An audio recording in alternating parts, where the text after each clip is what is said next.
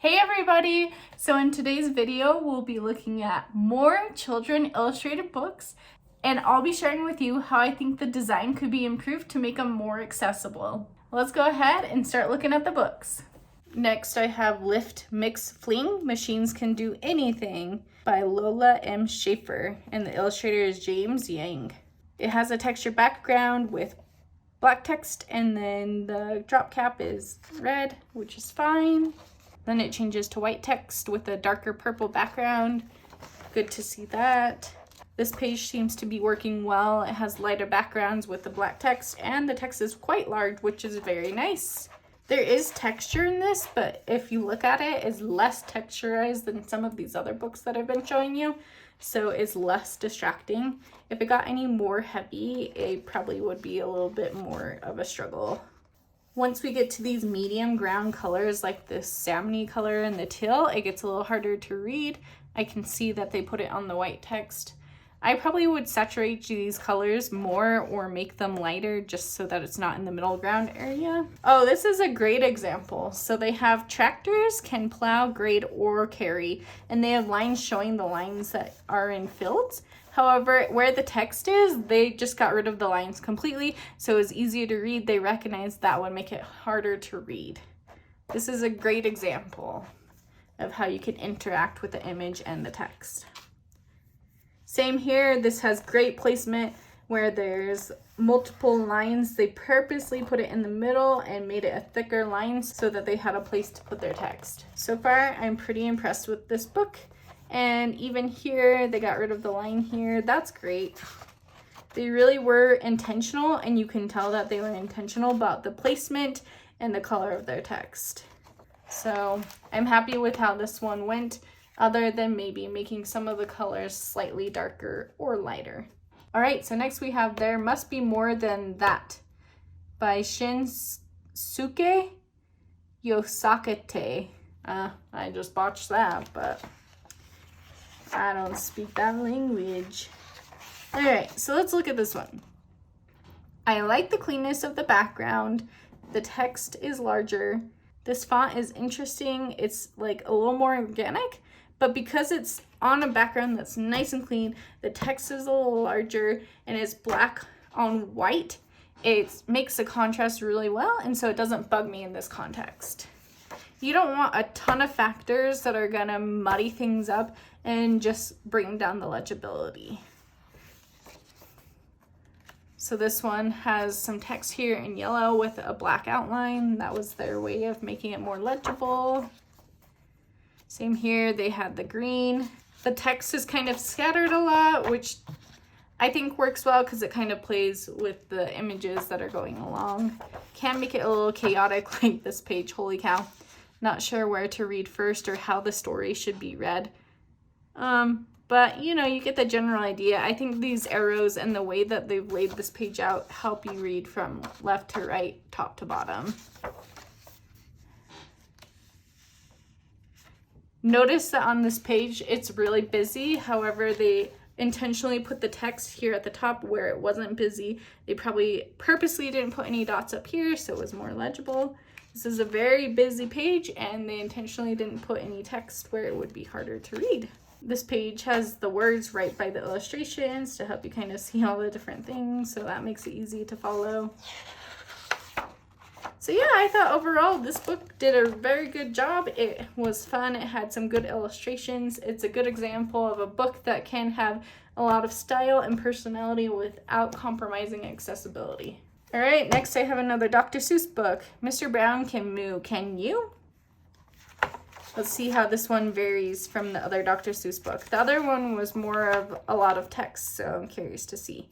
They have some colored text in here with larger text that's easier to read. See, this is a great example of them using a body copy font that's nice, large, easy to read, and then they use more of a display, more varying font to emphasize a few words here and there.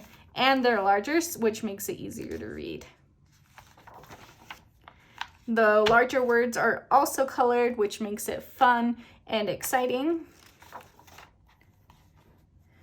Oh yeah, this is consistent. This works well. Here it gets a little bit of a contrast issue with a darker deep teal with the black, but it's not terrible. It's not like, oh, this right here is really hard to read. This should definitely be white text on this darker background, or it could have just been put here. So I would say right here that could be improved for sure. This gets low contrast with all this darker bluish purple text. I probably would have made this lighter text or the background lighter. Same here, some color contrast issues in this one. This is interesting. They changed to all caps here to kind of emphasize this little part. Seems like they have some varying, oh yeah, that's hard to read. What does that say? I can't read that. Whisper, I guess. So this one definitely has some more issues than the other Dr. Seuss book had. But I do like the concepts and the way that they've kind of emphasized things. Just some tweaking would improve this and make it a lot more legible. Okay, the next book we have is Everybody in the Red Brick Building by Anne Winter. Illustrated by Ois Mora. Okay.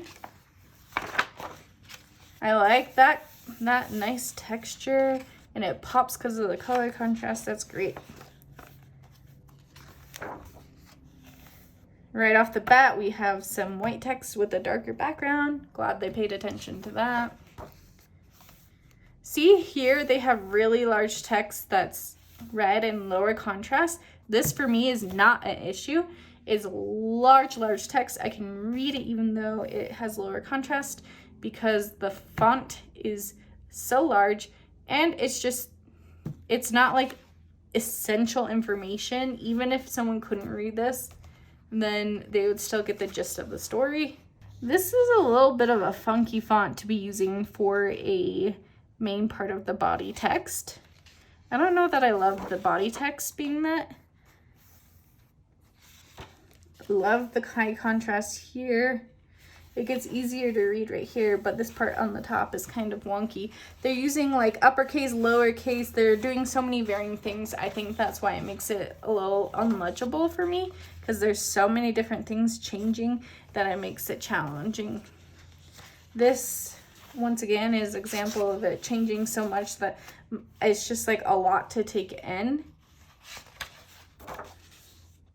This is fun type here where they have it super large and easy to read.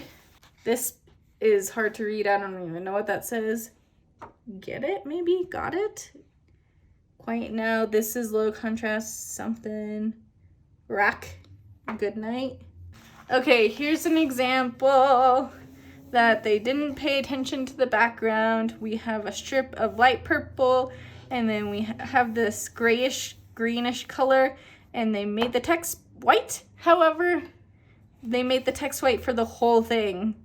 And they have one line on the purple and the rest is on the greenish gray color. So this makes it really hard to read the text that's on the lavender background.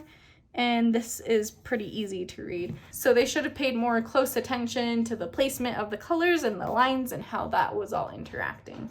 I think a problem with illustrated books is they'll create the illustrations first and then they'll just plop the images on there. Sometimes you have to kind of tweak the illustration so that you're aware of how it works, and if you have to, you can kind of modify it to make it work so you can actually read it.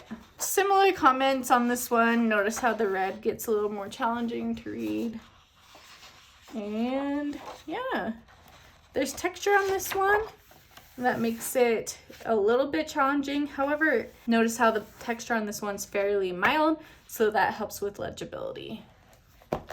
All right, the next book is Big Sister, Little Monster by Andrea Warmflash Rosenbaum and Edwin Fotheringham. Sorry, I know I'm botching names.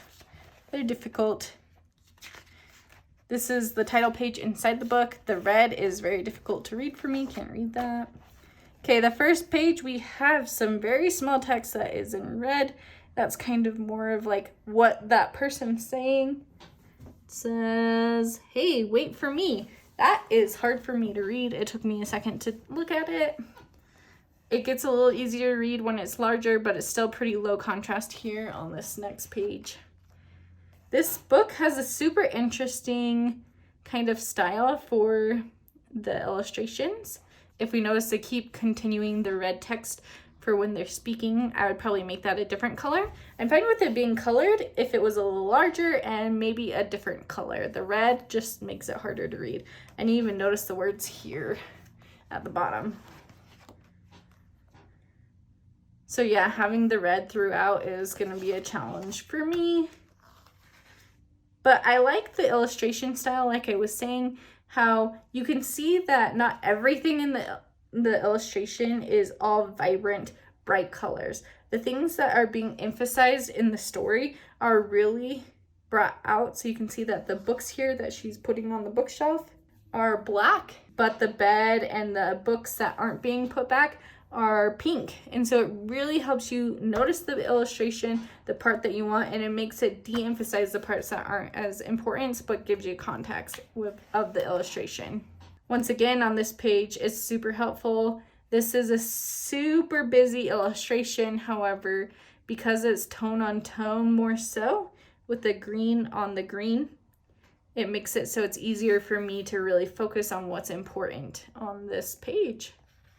However, if you're not careful, if you don't show things that are important, like the fact that this is a bed, I feel like someone who's visually impaired would have a hard time telling that this is a bed. So in my opinion, I probably would have made the bed the black color so that it gave more context for someone who has low vision, and you can kind of tell what they're doing instead of it just looking like random people everywhere.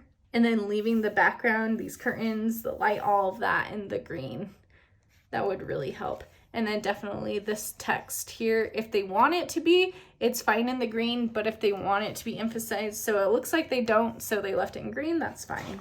Then we kind of transition to a stark black background, and they go to white text, but they're still using the red. The red is hard to read on the black and the white background, so yeah, I definitely would look at the color choice for that. But these really pop with the white and the lighter colors. Here's some yellow, that's easy to read.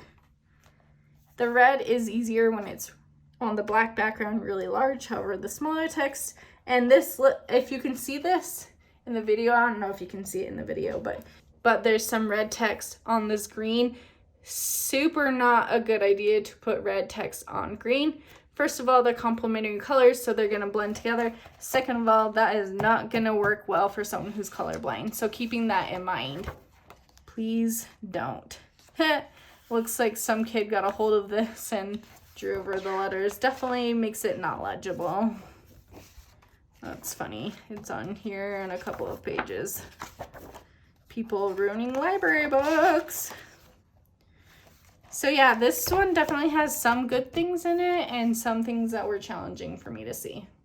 Next, we have a book called A World of Possibilities, an exercise in mindfulness. Here they have a rainbow text that is really hard for me to read. I cannot read that. I only know what it says because it has it on the cover. This is hard for me to read, but because it's larger, I could read it a lot easier. And then they just have simple black text on white here. That's good. Seems to be a theme throughout the book. They did a good job of making sure there's nothing too texturized in the background, whether that was intentional or not. And then they switched to the white text on these darker backgrounds, which is great. See how they weren't afraid to, on the spread, to do black text on one side and white text on another because of the backgrounds. So you can tell that they're being conscious of the color of the text on the backgrounds, which is great. This is pretty solid throughout the whole book. Easy typeface to read.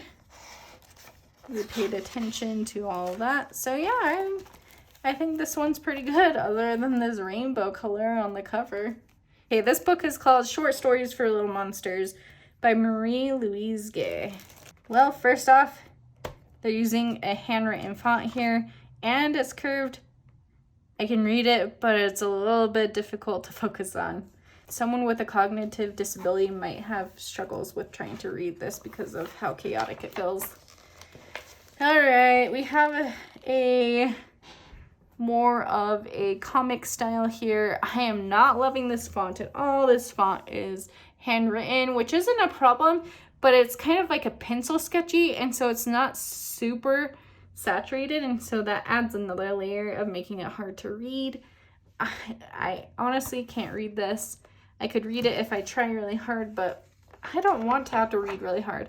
And this book would be super difficult for me to read in a low light situation when I'm reading to a child right before bed. This book overall is hard for me to read. I am grateful that it's black text everywhere. That helps. These are tiny, tiny words. I have no idea what that says. And same here and here and here. This is a book I definitely would be super frustrated picking up if someone was like, read this to me. I'd be like, sorry, I can't read it. I can't see it. It's too hard.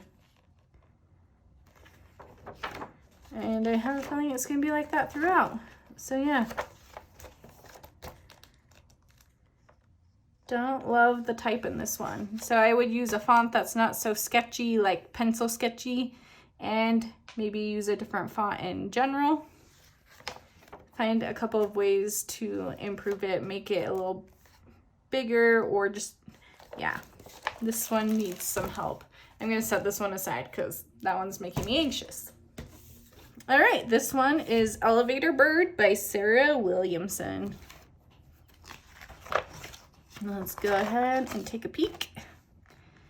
We have some black text with some illustrations. There's some type on the building. This text is actually fairly small on the spread. I personally would have a hard time with reading this, especially in the low light, like I was mentioning.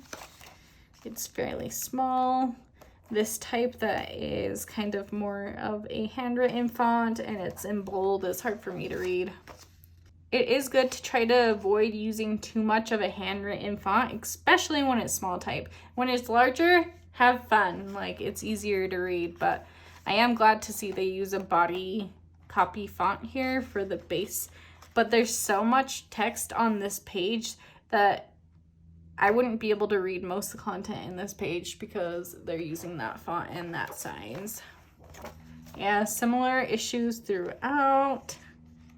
I do appreciate that they changed to white text when they should have, so that's good. Then we get here to the night scene where the hotel, I assume it's nighttime at the hotel. Here's the issue, is the hotel at the beginning was super legible for me to read. Let's find it. Where is that? It's the lavender background with black text. Then when we get to the hotel at nighttime, I know it's nighttime, but they have a darker, deeper purple, and then the text is black here. This makes it so that it's low contrast and harder to read. Why not make this a white or a color that's lighter so it's more easy to read? But yeah, overall, this one was all right. But overall, this one has some issues that I would want to resolve as well. This book is called Library Lily. Can't really read the names very well of who it's by, so sorry about that.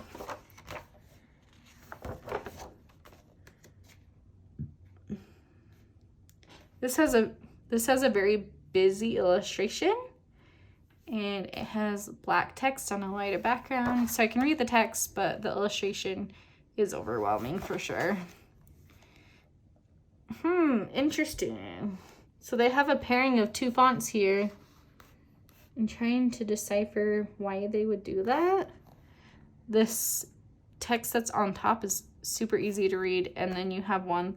Is it gray or is it black, or is it just a really thin font? It looks like it's just a really thin font, hard to read, and then it goes back to the bolder, easier font to read. This right here has a good example of two fonts together, one that's legible, one that's not. And I'm not quite understanding why they're going back and forth. Maybe there's a purpose, but I'm just annoyed that I can't read it very well.